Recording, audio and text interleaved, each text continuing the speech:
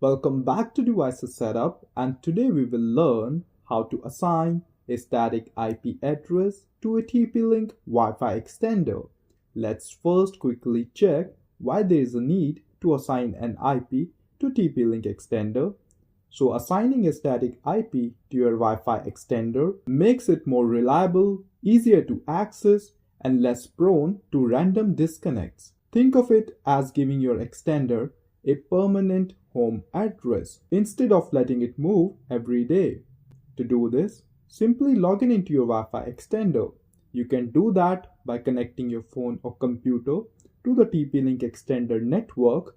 Once connected, open a browser and into the address bar type 192.168.0.254 or tplinkrepeater.net. This will take you to the extender's login page. If this doesn't, then it could be possible that your router has assigned a new IP address to the Wi-Fi extender. You can find this TP-Link extender's IP address by logging into the router and going to connected devices or downloading Netgear Genie app. You can watch video given on our channel to learn how to log in into the router and how to find extender's IP address.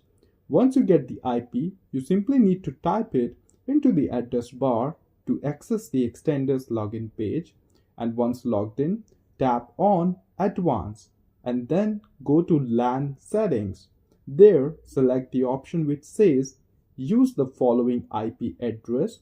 Now, in the IP address section, type the IP that you want to keep for your TP-Link extender.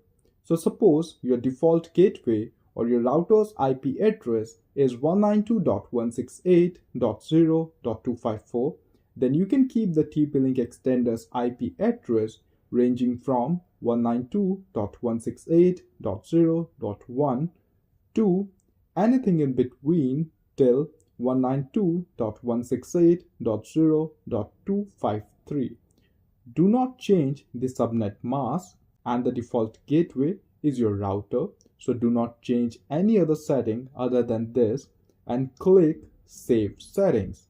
Your extender will now reboot and new IP will be assigned to your TP-Link Wi-Fi extender. After this, you only need to type this IP address into the address bar of your browser to access your TP-Link extender web management page in future. And finally, the new static IP address is assigned to your TP-Link extender successfully.